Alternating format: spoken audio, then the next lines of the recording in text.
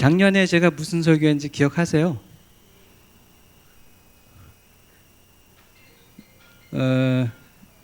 첫째는 하나님 사랑을 받는 것에 좀 많이 익숙해지라는 것 하나. 왜냐하면 하나님의 사랑을 받은 자가 예배를 할 줄 알고 하나님의 사랑을 받은 자가 기도할 줄 알고 하나님의 사랑을 받은 자가 전도할 줄 알고 하나님의 사랑을 받은 자가 또한 사랑할 줄 압니다. 그래서 저는 여러분이 정말 행복했으면 좋겠습니다. 정말 행복했으면 좋겠습니다. 그런데 가장 행복한 건요, 하나님의 사랑을 받는 것이 자연스러울 때입니다. 그러면 다 됩니다. 첫째도 사랑, 둘째도 사랑, 율법의 완성도 사랑. 이 하나님이 주신 이 능력 중에요, 이 성경에 있는 능력 중에 최상위의 능력이 있습니다. 가장 큰 능력이 뭐냐면 산을 옮기는 능력도 아니고 방언하는 은사도 아니고 예언하는 것도 아닙니다. 이건 사랑이 없으면 소용이 없는 것들입니다. 그 중에 제일은 사랑인데, 사랑이 어떤 의미냐면 그 사랑을 내가 받을 때입니다.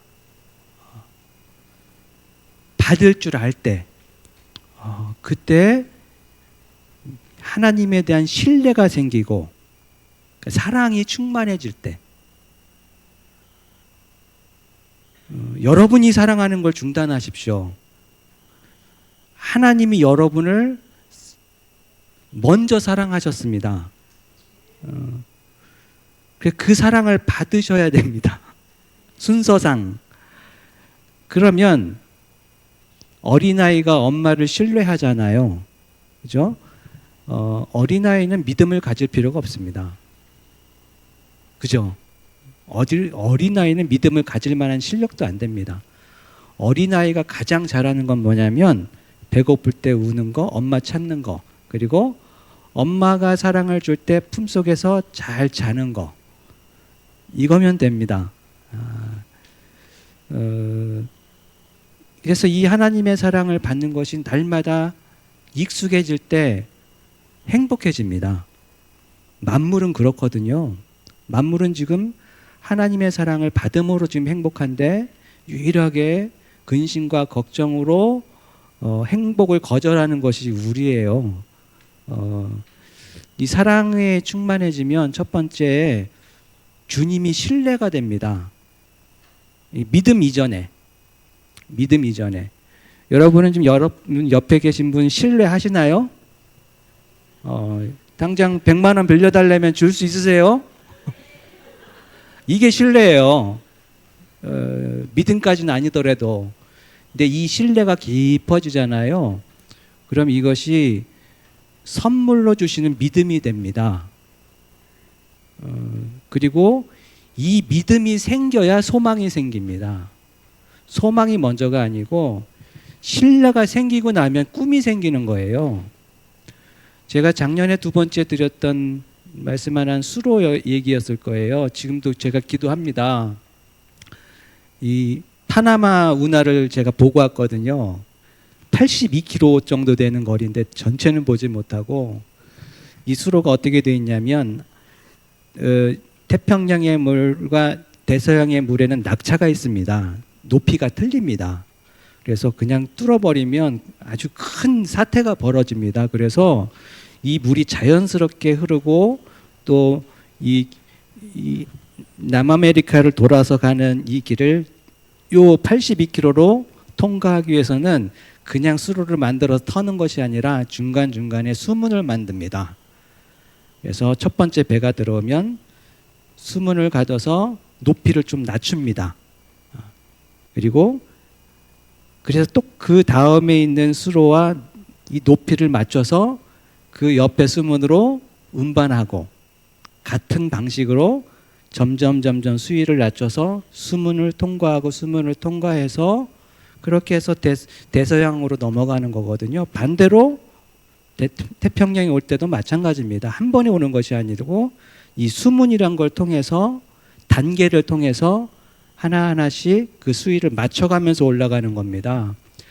우리 사회성교회 이게 1년 만에 제가 뭐 큰 부흥을 제가 말한 건 아니고요. 왜냐하면 이 음성 칭례 교회를 향한 사회성교회만이 할 수 있는 특별한 하나님의 뜻이 있습니다.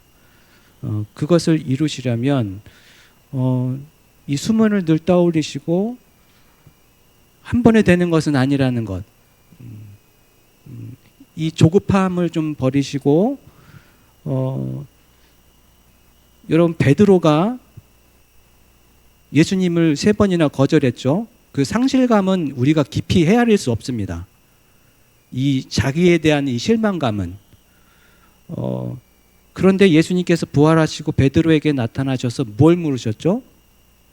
네가 나를 사랑하느냐인데 이거는 뒤집어서 말하면 됩니다.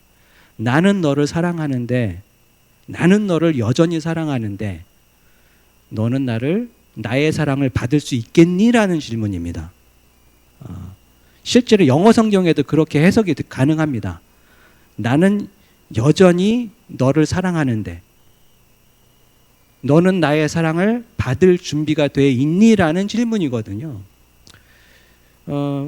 그때 주님이 아십니다라고 얘기를 해버리잖아요. 그리고 주님이 부활하신 걸 직접 목격하고 여러분 생각해 보시죠. 죽었던 사람이 3일 만에 부활해 내 눈앞에 있습니다. 그리고 40일 동안 그분이 살아계셔서 자기가 살아난 비밀과 자기를 살아나게 하신 하나님 나라의 일을 막 가르치시고 자기가 보는 앞에서 승천하셨습니다. 여러분이 만약에 이걸 실제 눈앞에서 보신다면 어땠을까요? 난리 났겠죠. 뭐 지금이라도 당장 뛰어나가서 막 이 사실을 알리고 목숨을 던져서라도 주님을 전했겠죠. 그런데 여러분 마음만으로 되는 게 아닙니다. 마음만으로 되지 않습니다. 그때 주님께서 당부하신 건 뭐냐면 너희는 지금 이 사실을 알리고 싶어서 근질근질 하겠지만 그럼에도 불구하고 떠나지 말라. 경거망동하지 마라. 그러니까 마음만 앞서서 하지 말라는 거죠. 언제까지 떠나지 말라고 하셨죠? 성령이 임하실 때입니다. 베드로가 언제 변했냐면요. 마가의 다락방에서 성령을 체험할 때 변했습니다. 마음이 간절하다고 된 게 아닙니다. 오히려 우리의 조급함은 하나님의 섭리를 안개처럼 가리우기도 하고 때로는 하나님의 계획을 더 멀리 미룰 수도 있습니다. 그런 면에서 오늘 특별히 제가 이 기도에 관해서 말씀을 좀 준비를 했는데요. 제가 하나님이 얼마나 음성교회를 사랑하시는지 차 안에서 계속 저에게 말씀을 주셔서 편의점에 가서 급하게 노트하고 필기독을 사가지고요. 잊어버릴까봐 좀 노트를 했습니다. 기도하면 생각나는 게 상대적으로 뭘까요?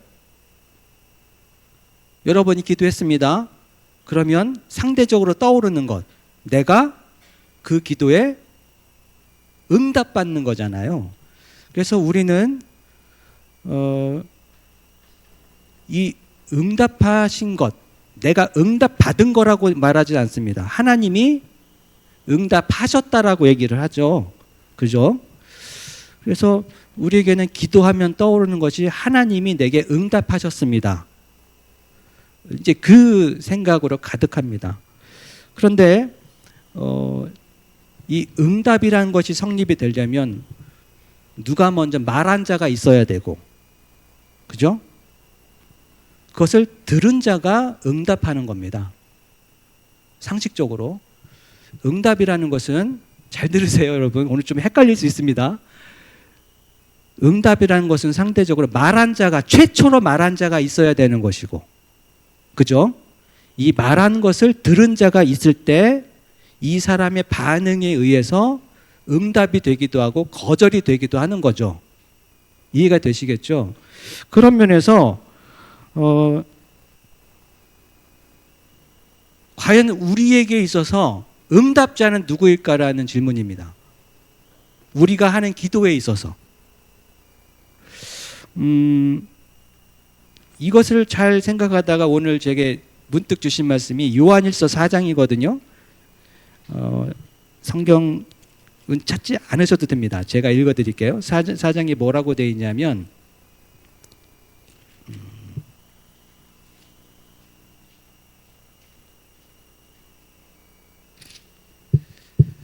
우리가 사랑함은 그가 먼저 우리를 사랑하셨습니다.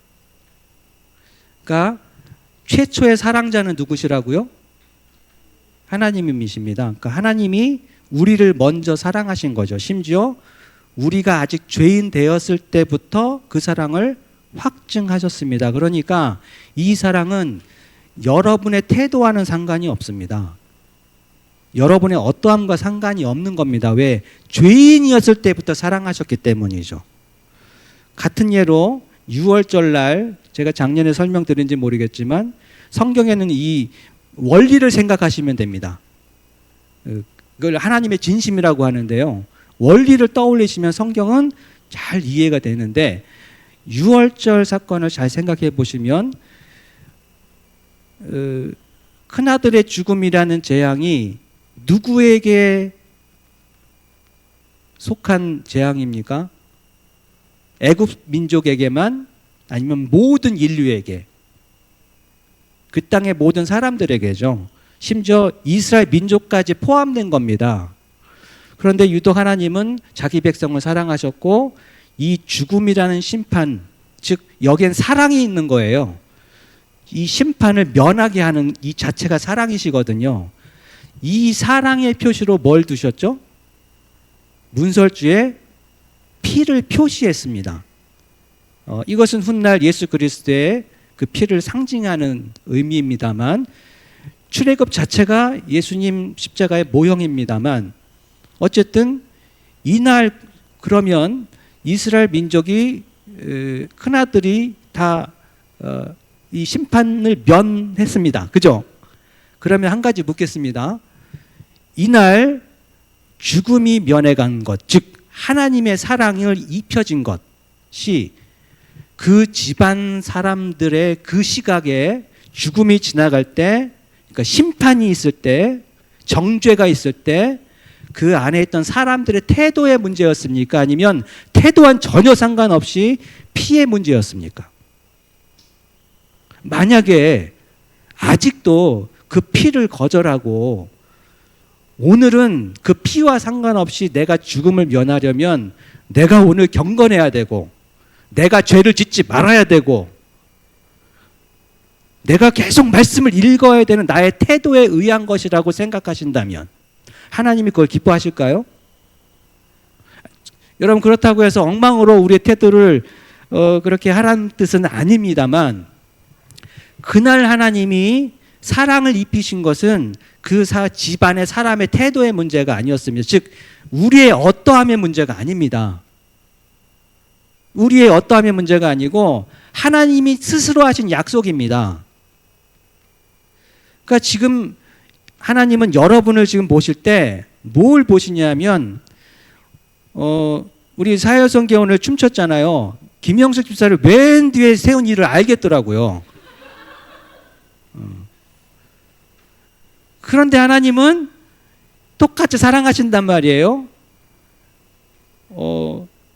춤에 실력 갖고 논하지 않으시겠죠. 왜? 그 사람의 어떠함으로 보시는 게 아니라 여러분 안에 있는 그 피를 보시거든요. 예수의 어떠함이 여러분 안에 있습니다.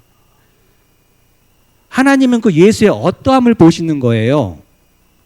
그래서 여러분은 따라합시다. 나는 예수의 어떠함으로 예수와 하나가 됐기 때문에 나는 하나님의 가능성이다. 이걸 말씀하고자 하시는 겁니다.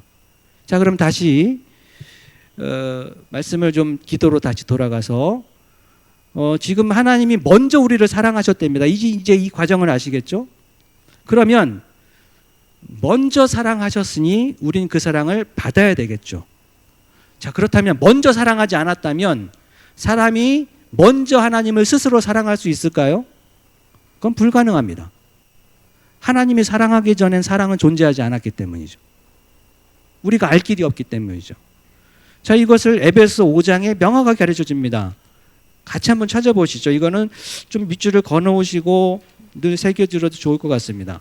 에베소서 3장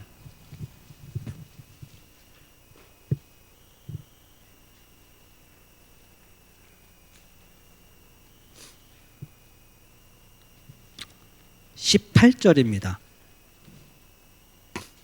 에베소서 3장 18절 같이 한번 읽으실까요? 시작. 능히 모든 성도와 함께 지식에 넘치는 그리스도의 사랑을 알고자. 이게 지금 하나님의 사랑인데요. 먼저 우리를 사랑하셨던 이 사랑이 지금 여러분의 지식 안에 있습니까? 여러분의 지식 밖에 있습니까? 지식에 넘친다는 것은 여러분의 지식으로 알 수 없다는 뜻입니다. 여러분의 지식 한계 안에 있는 것이 아니고 여러분의 지식으로 알 수 있는 이 지식의 한계 밖에 있다는 겁니다. 그렇다면 사람의 지식으로 알 수 없는 이 사랑을 하나님이 먼저 사랑하지 않았다면 여러분이 스스로 먼저 사랑할 수 있을까요? 이건 불가능한 얘기입니다. 하나님이 사랑을 해 주셨기 때문에 그 사랑을 받음으로 우리가 사랑의 존재가 되는 것입니다. 그런데 우리는 이 땅의 수준의 사랑에 머물거든요. 그것을 정서적인 사랑이라고 합니다.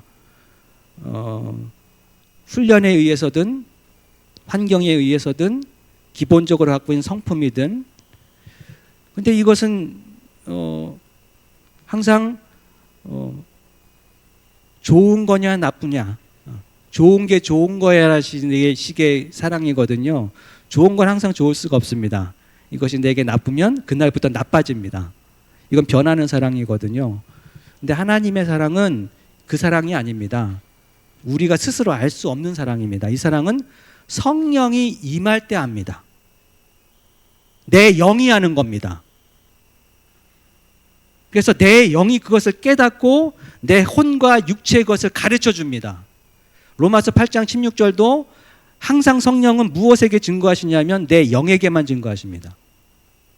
사랑도 하나님의 말씀도 내 영에게 가르쳐 주십니다. 그래서 아까 찬양할 때 내 영혼아 송축하라고 돼 있죠. 영을 말하잖아요. 어쨌든 제가 사랑을 말씀드린 이유는 기도를 말씀드리기 위함인데, 이렇듯 사랑도 순서가 있죠.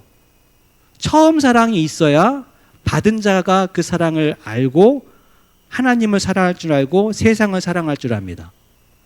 그죠? 그래서 율법의 완성은 사랑인데 이 사랑을 두 개로 주시죠. 하나님은 첫 번째는 하나님을 사랑하라. 그리고 내 이웃을 내 몸과 같이 사랑하라. 이것은 하나님의 사랑을 받을 때 합니다. 우리는 스스로 먼저 하나님을 사랑할 수 있는 것이 불가능합니다. 자, 같은 예로 로마서 11장을 잠깐 찾아보시죠.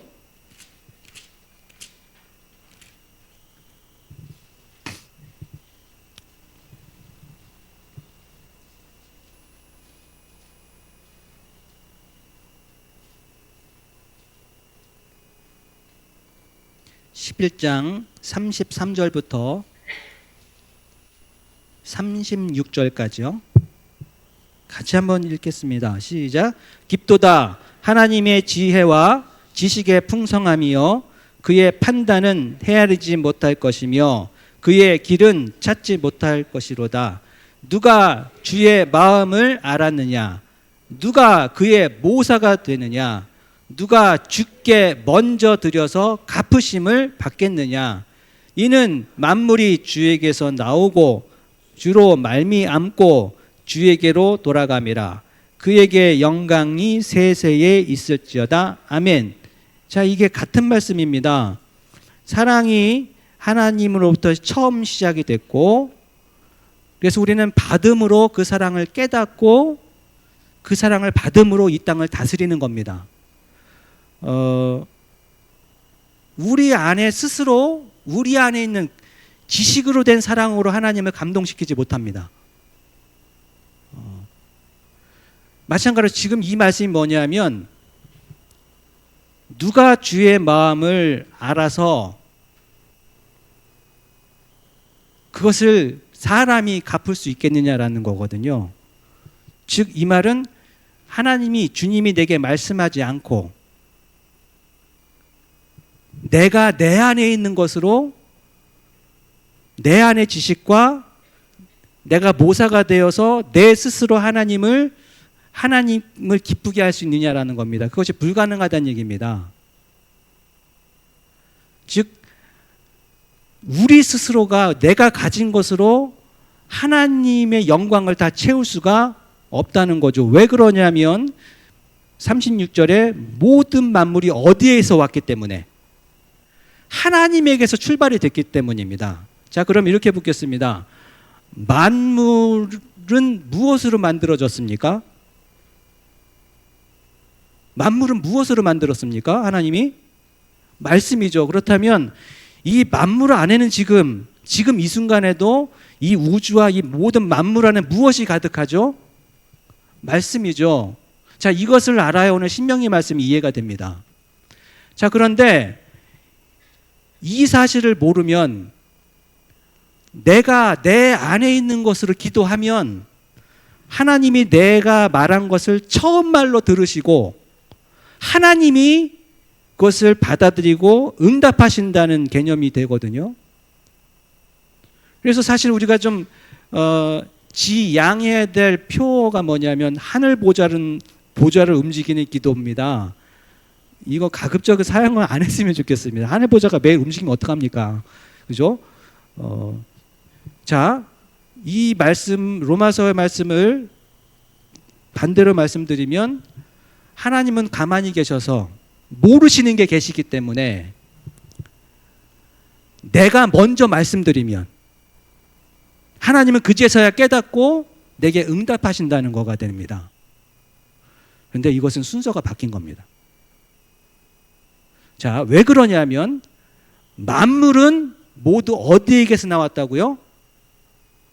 하나님에게서 나왔습니다. 그러면 만물이 하나님에게서 나왔다면 만물 안에 가득한 말씀도 어디에서 나왔겠습니까? 하나님에게서 나왔겠죠. 그리고 이 만물은 다시 하나님께 돌아간답니다. 그러면 하나님의 말씀이 이 땅에 오고 다시 어디로 간단 말이죠? 아버지께로 간다는 것이죠. 그래서 성경은 말합니다. 하늘은 여호와의 것이라도 땅은 사람에게 주셨도다. 자, 그러면 제가 시편 70 몇 장인가 읽어보니까 굉장히 충격적인 얘기가 나오더라고요. 사람을 이끌어서 너는 땅의 신이며 지존자의 아들이라고 되어 있습니다.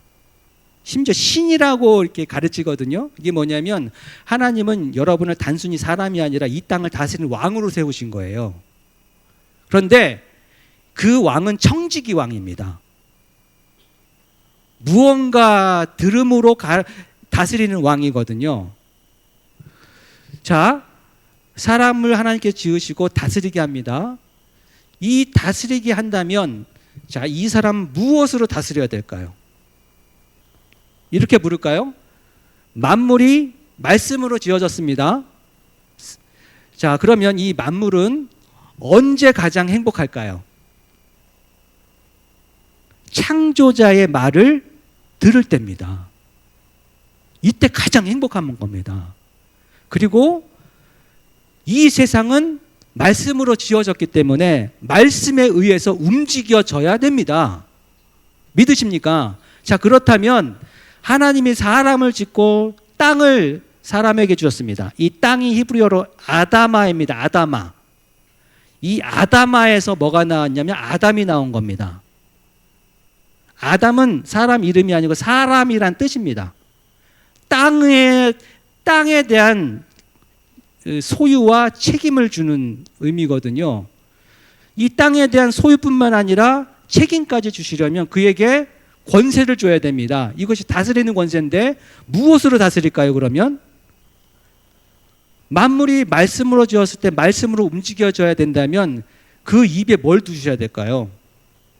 말씀을 주셔야죠. 자, 그렇다면 기본적으로 땅에 있는 모든 하나님의 백성들은 기본적으로 무엇을 들어야 됩니까? 자, 그렇다면 묻습니다. 말씀의 시초자는 누구죠? 처음 말씀하신 자. 하나님이십니다. 그러면 그 말을 듣는 자는 누구죠? 여러분입니다. 여러분, 그렇다면 자, 기도의 응답자는 하나님이십니까? 여러분입니까?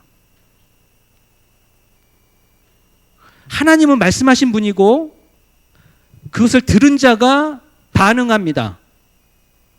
거절하든 응답하든 수용하든.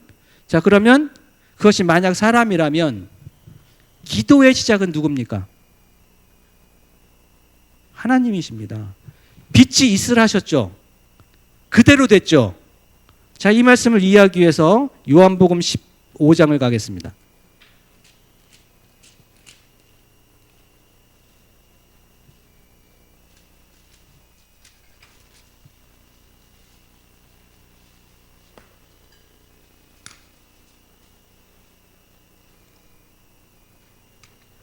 어, 15장 7절을 같이 한번 읽겠습니다.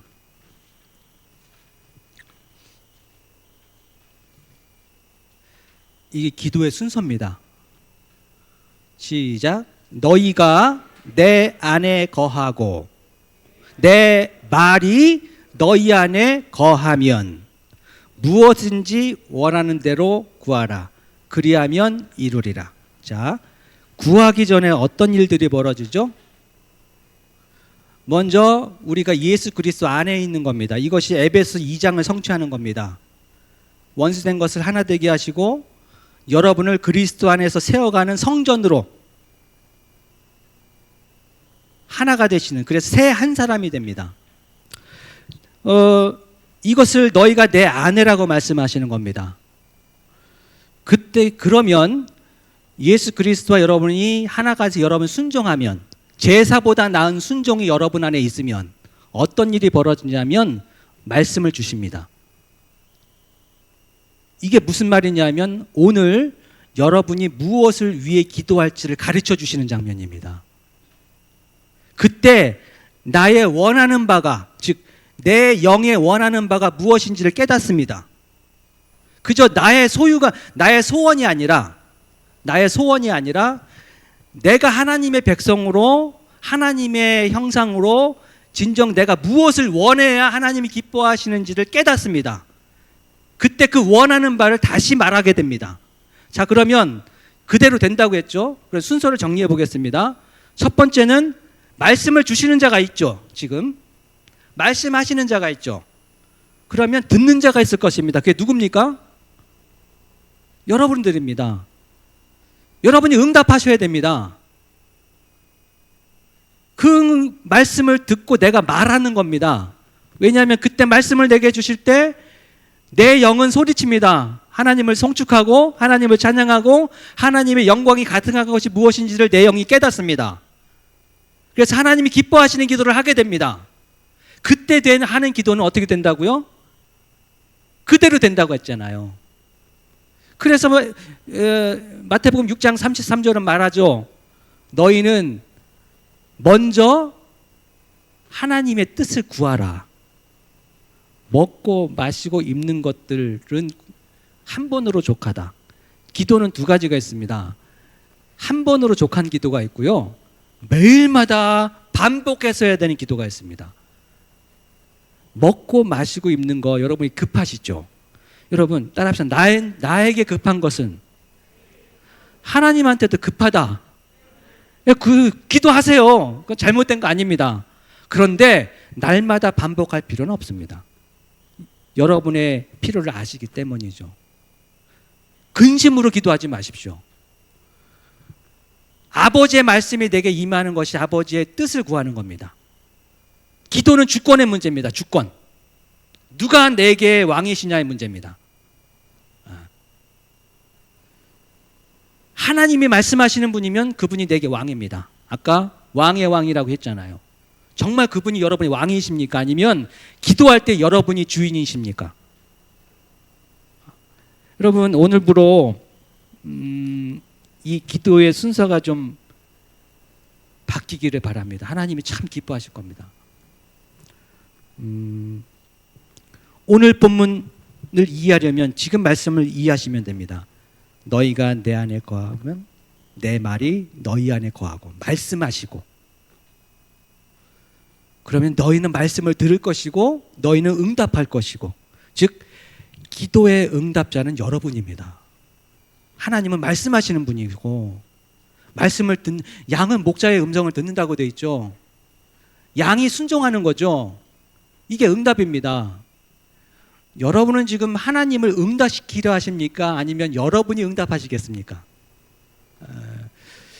오늘 신명기 말씀이 이렇게 되어 있습니다. 말씀이 심히 가까워. 이 요한복음에 나와 있는 내 말이 너희 안에 거하고, 이 말씀이 심히 가까워 어디 안에 있다고요? 네 마음에 있고 네 입에 있으니 이것을 네가 말하면, 시편에 있는 말씀대로 이 말씀이 여러분 발등에 등불이 되고 걸어가는 길에 빛이 되는 겁니다. 즉 여러분이 살아가야 될 길을 무엇으로 내시냐 하면, 아버지께서, 하늘에 계신 내 아버지께서 여러분 마음과 입에 여러분의 인생의 길을 두시고, 여러분이 말할 때, 여러분이 반응해서 말할 때 하나님이 인도하시는 길이 열리는 겁니다. 여러분이 스스로 길을 개척할 수 없습니다. 그래서 이사야 55장은 말하죠. 사람의 뜻과 하나님의 뜻의 차이가 얼마다고요? 하늘과 땅 차이라고. 이 말은 뒤집어서 말하면 사람도 자기 뜻대로 살 수 있다는 것을 인정하시는 겁니다. 사람도 스스로 자기 인생을 개척할 수 있습니다. 그러나 하나님이 내 마음과 입에 말씀을 두시고 당신께서 우리 길을 인도하시는 것과, 그저 내가 내 지식으로, 내 실력으로, 내 능력으로 내 인생을 개척하는 것은 하늘과 땅 차이라는 겁니다.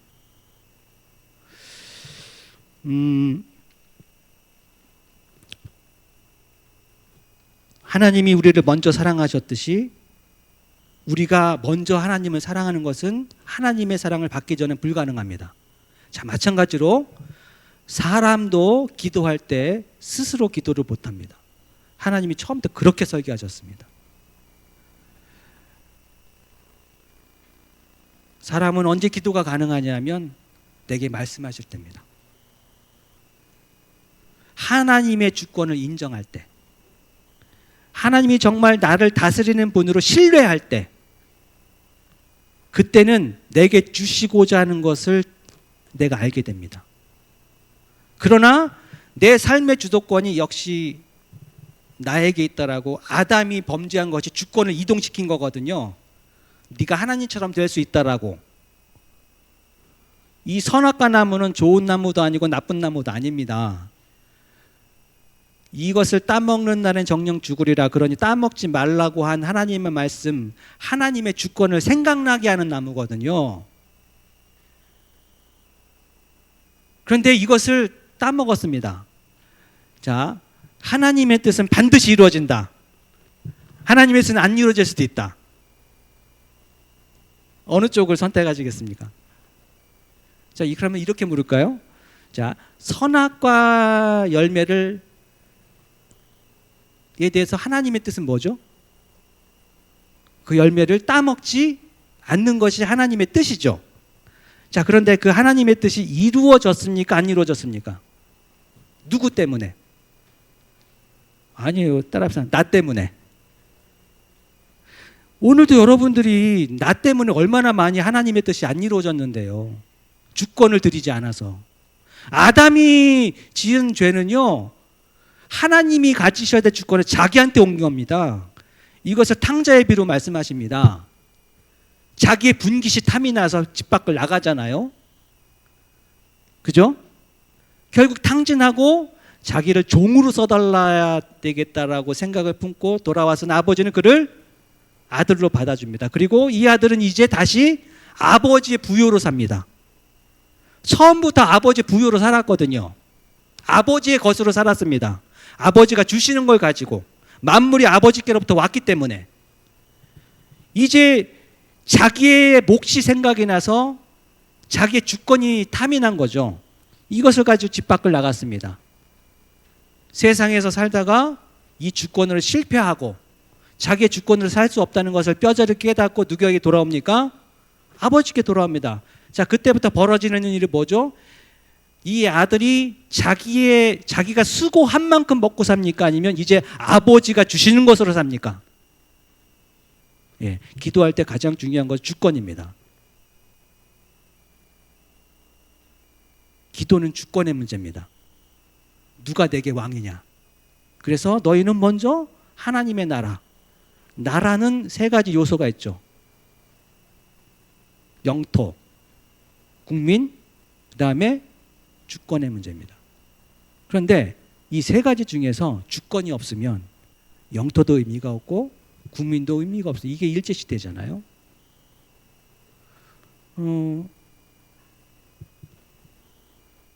아들이 다시 돌아왔을 때 이제는 자기의 주권으로 사는 것이 불가능하다라고 인정을 했고 아버지의 주권으로 아버지가 주시는 걸 가지고 살게 됩니다. 자, 여러분, 하나님은 지금도 여러분의 기도를 통해서 여러분이 수고한 만큼, 즉 아담이 선악과를 따먹었을 때 받은 저주가 뭐죠? 이제 네가 수고한 만큼 먹고 살 것이라는 거잖아요. 이게 탕자가 그렇게 살았습니다.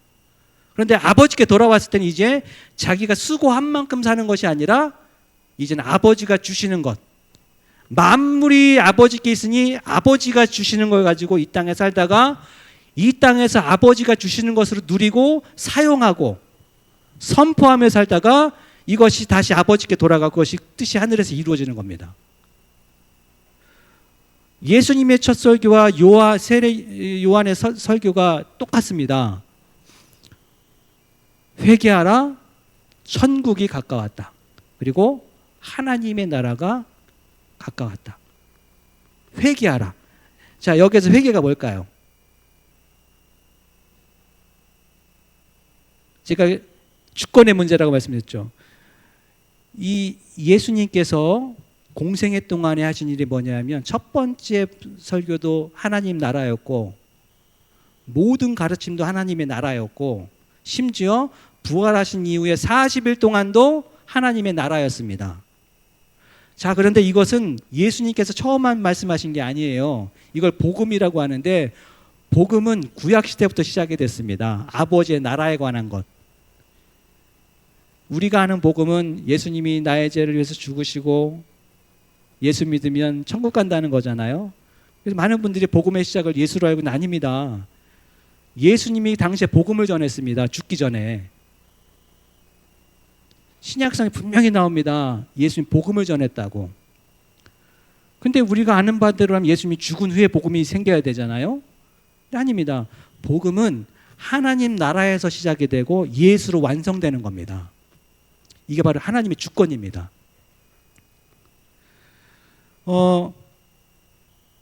회개하라. 아버지의 나라가 가까웠다. 이 아버지 나라는 범죄하기 전 에덴을 말하거든요. 우리가 평생을 살면서 회복해야 될 게 뭐냐면 창세기 1장과 2장입니다. 이것을 여러분 삶에 회복하기를 축복합니다. 하나님의 주권, 범죄하기 전에 하나님 주권을 인정해 드렸던 삶. 그러면 그 전에 회개하라고 되어 있습니다. 이게 무슨 얘기냐 하면 쉽게 설명드리면 우리가 36년 동안 일본의 지배를 받았죠. 아까 나라의 3대 요소를 말씀드렸는데 가장 먼저 뺏긴 게 뭐였죠? 주권입니다. 주권. 36년 동안 그래서 모든 주권이 어디에 있었죠? 일본 천황에게 있었죠. 여기에 점점 친일파들이 생겨났고 천황을 섬기는 자들이 실제로 많아졌습니다. 한편에서는 이와 싸우는 자들이 있었고, 자, 그런데 1945년 8월 15일 날 해방이 됐습니다. 자, 그러면 8월 15일부터 주권은 어디로 이동이 됐죠? 천황에게서 대한민국 정부로 이동이 된 겁니다. 그래서 이것을 선포한 것이 광복입니다. 기쁜 소식이죠.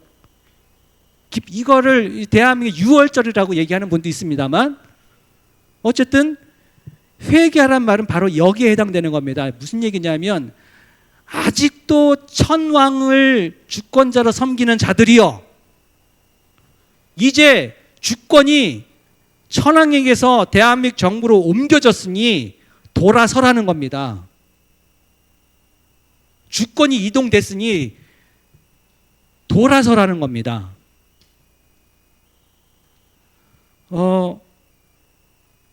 여러분 삶에 하나님의 주권이 어느 정도 행사를 되고 있습니까?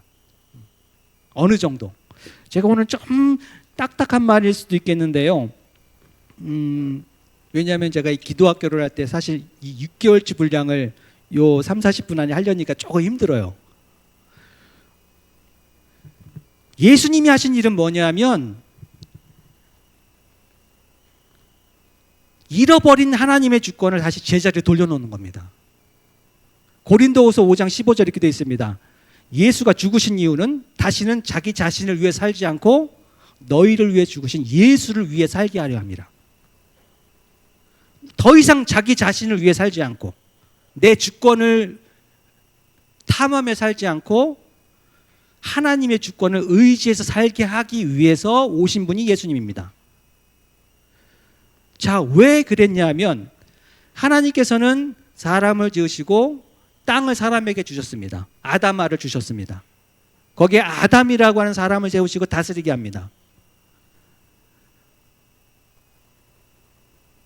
근데 이 아담이 하나님의 주권을 거절함으로 이 주권을 하나님에게서 자기로 옮깁니다. 근데 이 주권을 사람에게 옮기도록 한 중간 역할자가 누구죠? 사단이잖아요. 이 사단은 타락한 천사입니다. 하나님을 숭배하던 아주 능력 있고 때론 신적 요소도 있고 힘을 가진 천사였는데, 세상을 짓고 이 세상을 자기에게 줄 줄 알았거든요. 근데 사람에게 주니까 이게 이제 질투가 난 겁니다. 그래서 반역을 합니다. 무슨 반역이냐면, 사람에게 준 다스리는 권세가 탐이 났습니다. 사람에겐 능력이 있거든요. 뭐냐면 만물이 순종하게 하는 능력인데, 말씀이 아담에 있기 때문에 모든 만물은 창조자의 말에 순종하게 되는 것이 우리의 입의 역할입니다. 마음과 입의 역할. 근데 그것이 탐이 났습니다. 그런데 이 타락한 천사는 땅에 던져질 때 성경에 의하면 모든 힘을 뺏었다고 되어 있습니다. 그런데 유일하게 한 가지 능력인데 뭐냐면 속이는 능력입니다. 속이고 거짓하는 것, 그리고 지혜로운 것. 이 지혜로웠던 뱀이었던 이 사단이 곰곰이 생각하다가 사람에게 주신 이 권세를 뺏는 방법을 찾았습니다. 자, 먼저 하나님이 사람에게 주신 권세는 하나님도 건들지 못합니다. 사람에게 완전히 주셨거든요. 사단에게 뺏겨도 완전히 뺏길 만큼 다 주셨거든요. 그런데 사단은 이 권세를 건들지 못합니다. 이것을 건들 수가 없습니다. 왜? 사람에게만 주셨기 때문이죠. 그런데 이것이 탐이 납니다. 근데 방법을 찾았습니다. 이게 뭐냐면 이 사람을 자기에게 순종시키는 겁니다.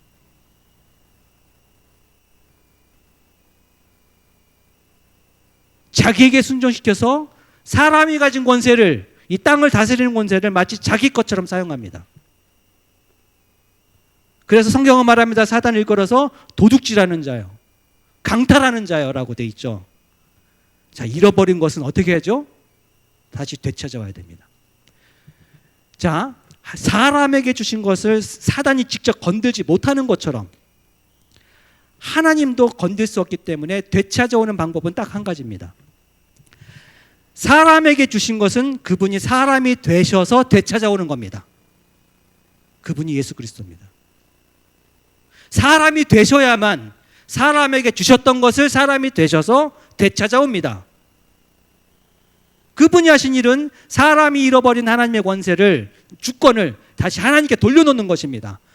그래서 예수님께 세 가지의 시험 받으실 때 무엇으로 물리치셨죠? 말씀으로, 즉 하나님의 주권으로. 하나님의 주권으로 물리칩니다. 자기의 생각대로가 아니라. 그리고 나서 우리에게 주신 게 뭐죠? 천국 열쇠를 주노니 네가 땅에서 풀면, 하늘에서 매면 하늘에서 그대로 될 거라고 말씀하시죠. 이것이 바로 다스리는 권세를 다시 사람에게 회복시키시고 이 사람이 아버지의 나라, 하나님 나라 가운데 세워지도록 하는 겁니다. 즉 예수님이 이 땅에 오셔서 한 일은 뭐냐면 우리를 구원하실 뿐만 아니라 하나님의 주권을 제자리로 돌려놓는 일, 이것을 가르치는 겁니다. 그래서 주님이 가르치신 기도는 뭐죠?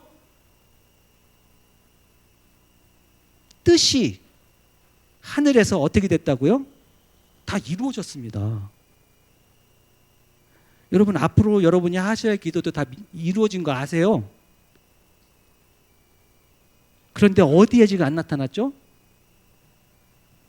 땅에 안 나타났습니다. 이루어졌으나. 그래서 뭐 하라고요? 뜻이 하늘에서 이루어진 것처럼 어떻게 하라고요? 땅에 나타나라고 뭐 하라고 그랬어요? 기도하라고 했잖아요. 이것을 응답이라고 합니다. 여러분이 응답하는 겁니다. 그때 땅과 하늘은 통일이 됩니다. 창세기 1장 1절은 태초에 하나님이 천지를 창조했다고 되어 있죠. 자, 그러면 묻습니다. 여기서 천지는 뭘까요? 천지. 많은 분들이 세상이라고 했는데 세상이 아닙니다. 요한복음 1장에 있는 태초와 창세기 1장의 태초가 조금 시점이 다르긴 합니다만 이 태초에 천지를 만들었답니다. 그럼 모든 게 완성이 됐습니까? 아닙니다. 여기서 천지는 에베소 1장을 잠깐 가겠습니다. 오늘은 성경을 좀 몇 군데 찾아야 될 텐데요. 요 에베소 1장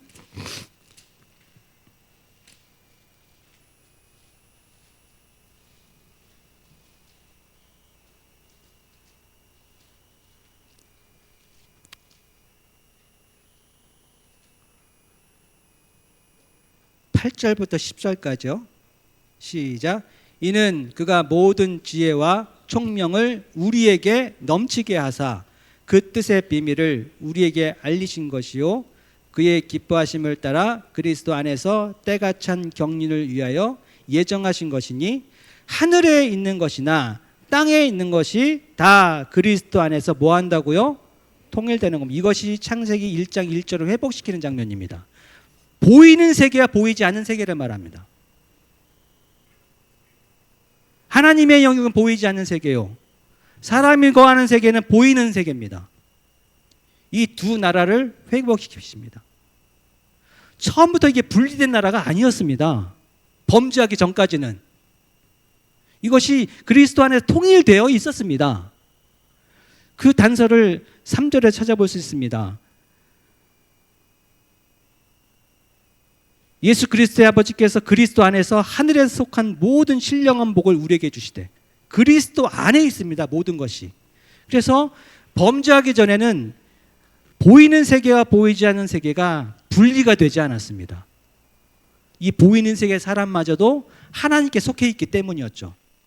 그런데 자기의 주권이 탐이 나서 선악과를 따먹었을 때 이게 분리가 됩니다. 그리고 이 세상은 사단의 영역 가운데 들어갑니다. 죽어가는 땅이 되는 거죠. 그제서야 죽음이라는 것이 세상에 들어옵니다. 그러나 잃어버린 것은 되찾아오는 것이 하나님의 뜻입니다. 예수를 사람이 되게 하셔서 그가 사람이 되셔서 사람이 잃어버린 것을 되찾아오시고 천국 열쇠를 다시 여러분에게 주시면서 그리스도 안에서 새 한 사람을 지으시고 여러분을 세우십니다. 그리고 보이는 세계와 보이지 않는 세계가 그리스도 안에서 다시 통일되게 합니다.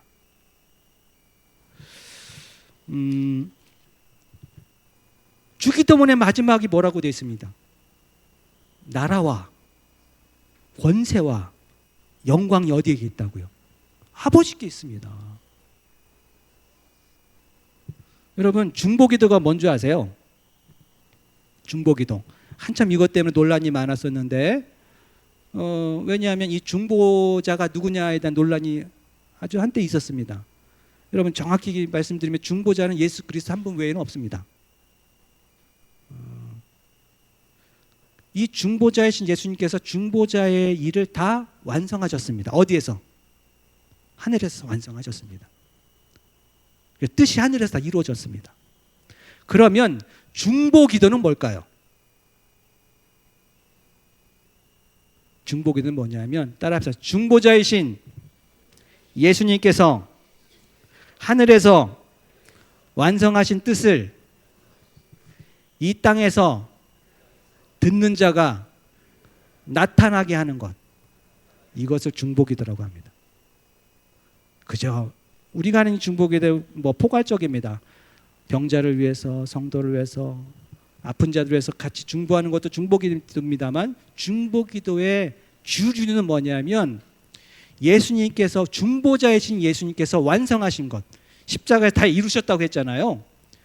완성하신 것을 이 땅에서 나타나게 하는 기도입니다. 누가 듣고? 내가 듣고. 내가 듣고. 자, 그러면 다시 묻겠습니다. 기도의 응답자는 누굽니까? 여러분이십니다. 기도의 창조자는 하나님이십니다. 빛이 있으라 할 때 빛이 있었죠. 이것을 이 땅에서는 기도라고 말할 뿐입니다. 말씀으로 일하시는 것 자체가 기도입니다. 우리에게. 말씀이 우리에게 임하여 내 마음에 있고 내 입에 올라오면 말하십시오.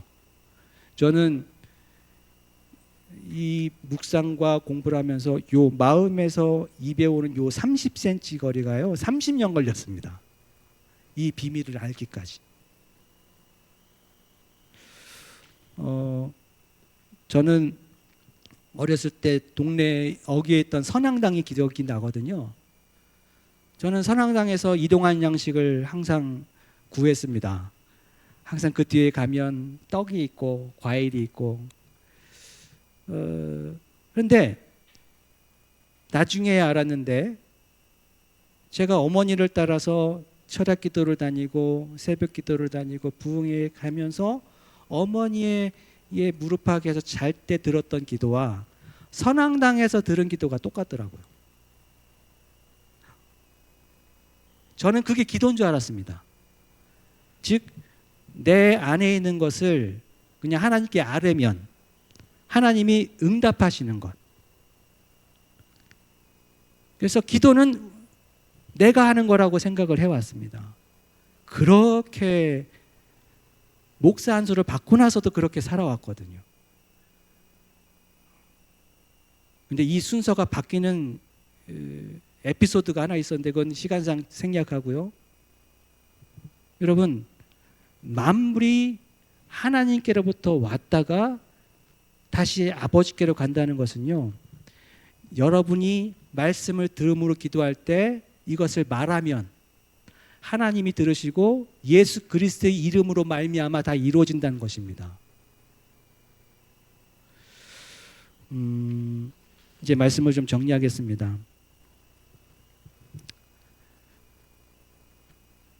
우리를 일컬어서 너희는 하나님의 동역자요 하나님이 거하시는 집이라고 되어 있습니다.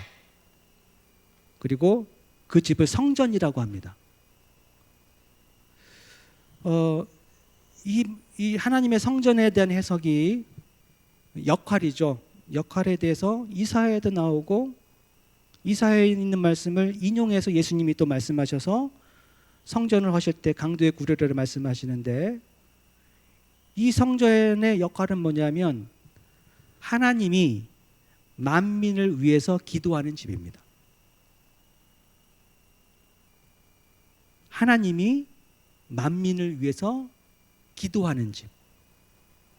그런데 어느 날부터 왜 강도의 구려라 이 하나님 예수님이 화를 내셨냐면, 하나님이 만민을 위해서 기도하는데 내가 만민을 위해서 기도합니다.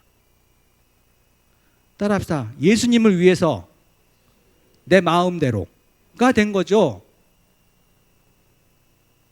여러분, 여러분은 이 안에 지금 성령님이 계시고 기도하십니다.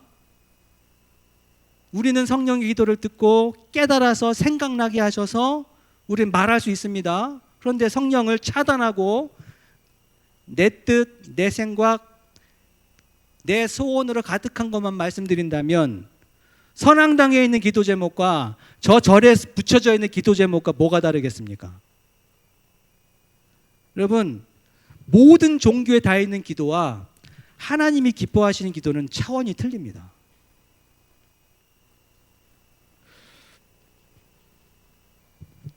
이 집의 주인이 바뀌어야 됩니다. 이 집의 주인이. 이 집의 주인이 나이면 나한테 중요한 게 기도 제목이 될 것이고, 이 집의 주인이 예수님이시면 예수님의 급하고 중요한 것이 기도 제목이 될 겁니다. 정말 예수님을 신뢰하신다면, 정말로 예수님을 신뢰하신다면 예수님의 뜻에 귀를 기울여 보십시오. 또 하나, 기도할 때는 무조건 음성만 주시는 게 아닙니다. 여러분 안에 있는 권세를 사용하게 하십니다. 성령의 목적은 스스로가 강해지는 게 아닙니다. 성령 충만을 많은 분들이 잘못 알고 있습니다. 성령의 능력이 내 안에 가득하는 거라고 생각하시는데요, 물론 맞는 말씀입니다. 반은 맞습니다. 반은 틀립니다. 성령의 목적은 뭐냐면 약한 내가 강해지는 겁니다. 약한 나로 강하게 하는 겁니다. 무엇에? 말씀에 강해지는 겁니다. 이것이 성령 충만의 완성입니다. 성령은 나와 상관없이 원래 강하세요. 그분은 원래 능력이 많으세요. 나를 필요로 할 필요가 없으세요. 그런데 나를 필요로 하는 이유는 그분이 스스로 더 강해지기 위해서가 아니라 여러분 안에 있는 이 가능성을 끌어올리시는 겁니다. 이것을 성령 충만이라고 합니다. 여러분 이것을 깨달으시길 바랍니다. 여러분, 그런 면에서 우리는 에덴 동산에서 범죄하기 전 아담을 좀 과소평가하는 경향이 있거든요. 에덴 동산에서 범죄하기 전 아담이 어떻게 살았을까요? 근데 애석하게도 알 길이 없습니다. 3장에서 곧바로 타락하거든요. 자, 그런데 에덴 동산에서 범죄하기 전에 아담이 어떤 능력으로 살았는지를 두 번째 사람으로 오신, 우리와 똑같은 사람이에요. 신적 요소가 없는 똑같은 사람이신 예수님이 그대로 보여주십니다. 우리가 어떻게 살았는지를. 자, 예수님 무리를 걸으셨습니다. 그때 주변에 있던 사람들이 막 놀랍니다. 그때 예수님이 더 놀랍니다. 이게 놀랍냐? 너희들이 원래 이렇게 살았다. 너희들은 원래 이 만물을 다스리는 자라. 내 말이 너희 입에 거하면 모든 만물은 너에게 순종할 것이다. 여러분, 막 사는 옮기 이런 기적을 말하는 것이 아닙니다. 하나님의 나라가 하나님이 기뻐하시는 세상이 되는 겁니다. 하나님의 나라가 임하면 무슨 기적이 일어나는 것이 아니고요. 누가복음 4장 11절에 뭐라고 되어 있냐면, 이 하나님의 나라를 받아들였던, 즉 예수님께서 하나님의 나라를 선포했더니 그 말을 알아들었던, 하나님의 나라가 무엇인지를 알아들었던 자들이 예수님께서 뭐라고 묻냐면, 이제 우리가 무엇을 해야 됩니까? 라고 물었을 때 예수님 말합니다. 군인들은 사람을 죽이지 말고, 옷이 두 벌 있는 자는 옷이 없는 자에게 나눠주고, 세리는 부당하게 세금을 취하지 말고, 이렇게 되어 있습니다. 별로 놀랍지가 않으시죠? 이것이 하나님 왕인 나라의 모습입니다. 무슨 신비한 일이 일어나고 뭐 기적이 일어나는 세상이 아닙니다. 하나님이 왕이시면 어린 양과 사자가 같이 뛰어놀고 속이지 않고 다투지 않고 시기하지 않고 질투하지 않고 오래 참을 수 있고 그런 나라가 아버지의 나라입니다. 그런데 이러한 나라를 만드는 권세가 여러분 안에 있습니다. 근데 이것을 사단이 가리는 바람에 여러분이 사용하는 방법을 지금 모르시거든요. 성령이 우리에게 오신 목적 중에 하나는 여러분 안에 있는 권세를 사용하는 법을 가르쳐 주시는 겁니다. 여러분 안에 창세 때부터, 즉 여러분을 창조할 때부터 주셨던 이 다스리는 권세가 아직도 있는 것을 믿으십니까? 믿으셔야 됩니다. 왜냐하면 하나님께 사람을 짓고 이 사람으로 하여금 다스리게 하자 하시고 다스리게 하신 이라라고 돼 있죠. 창세 1장 26절에. 근데 이 1장 26절은요, 사람이 아직 지어지기 전입니다. 즉 이 말씀은 사람을 두고 한 약속이 아니라는 거예요. 이 말씀은 사람에게 하신 약속이 아니라 당신에게 하신 약속입니다. 스스로에게. 그래서 이 사람에게 주신 권세는 사람의 어떠함에 의해서 사라지거나 더 강해지거나 없어지는 권세가 아닙니다. 하나님이 스스로에게 맹세하신 거거든요. 이 사람으로 하여금 다스리게 하겠다. 오늘날도 유효합니다. 그런데 이것을 사용하는 방법을 아직 모릅니다. 이렇게 예를 들어볼게요. 여기에 지금 전기가 들어와 있죠. 자, 처음 들어오신 문을 여기 들어올 땐 깜깜했을 거예요. 그죠? 여러분 집에 가면 제일 먼저 하시는 게 불을 켜는 일이죠. 자, 그런데 만약에 집에 가서 전기불이 꺼져 있는 상태에서 불을 켜는 방법을 매일마다 전화합니다. 한전에다가 여기 전기 좀 넣어달라고. 자, 그러는 분 계십니까? 없죠. 왜요? 여러분은 이미 한전과 계약이 되어 있잖아요. 그리고 도장을 찍었죠. 그것 때문에 뭐가 들어와 있죠? 전기가 들어와 있습니다. 한전에다가 전기를 넣어달라고 그때그때마다 구할 필요가 있다 없다? 없습니다. 여러분 안에 이미 그 권세가 들어와 있습니다. 이 집의 주인이 와서 할 일은 뭐냐면 전화하는 것이 아니고 스위치를 믿음으로 켜는 겁니다. 여러분 안에 그 가능성이 있습니다. 그래서 베드로는 말하죠. 안증뱅이를 일으켰을 때 내게 금과 은은 없지만 내게 있는 것을, 그죠? 내게 있는 것을 너에게 주노니 너는 일어나 걸으라고 말하죠. 자, 금과 은으로 걷게 했습니까? 아니면 베드로 안에 있는 것을 사용함으로 그를 걷게 했습니까? 베드로 안에 있는 것. 이것이 바로 권세를 사용한 것입니다. 여러분, 이 권세는 여러분의 뜻으로 사용하는 것이 아닙니다. 하나님이 주시는 것과 여러분의 구하는 것이 같을 때 만약 틀리면 이 권세는 사용하지 못합니다. 그래서 우리에게 가르치신 것이 너희는 먼저 나의 뜻을 구하라. 그러면 네가 무엇을 구할지를 깨닫게 될 것이다. 그때 내가 주는 것을 너는 구하게 될 것이다. 그러므로 내가 주는 것과 너의 구하는 것이 같게 될 때 그대로 될 것이다. 이것이 바로 요한복음 15장 7절의 말씀입니다. 여러분, 먼저 여러분 안에 하나님의 나라가 임하실 기도하십시오. 그 말은 뭐냐면 주권이 회복되는 겁니다. 하나님이 다스리는 주권. 여러분은 듣는 백성이 되는 것입니다. 그리고 그 백성에게는 하나님이 가진 권세를 동일하게 주셨습니다. 땅은 사람에게 주셨기 때문에 사람이 주셔야만 됩니다. 권세 없이 책임만 준다면 이 사람은 호구가 되거든요. 아무것도 할 수 없습니다. 소유를 줄 때는 반드시 능력도 주십니다. 이것은 그분이 나에게 왕이 될 때 능력이 되어지고 그 능력의 수치는 성령만큼 올라가게 되어 있습니다. 이 성령 충만함의 기도가 여러분 안에 좀 회복되고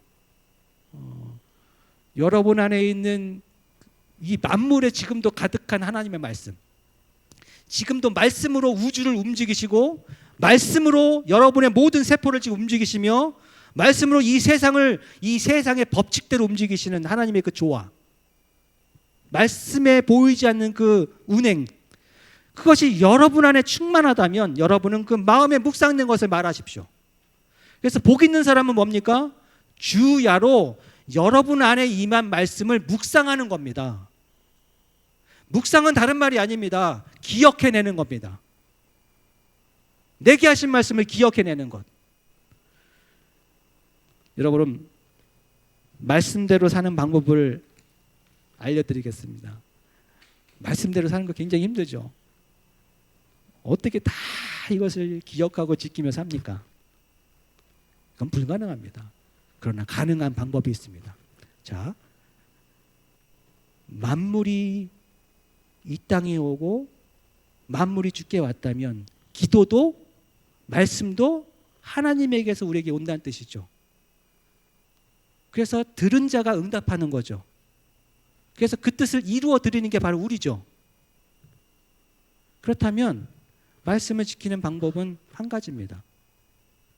말씀이 기도라면 따라합시다. 내가 기도한 만큼만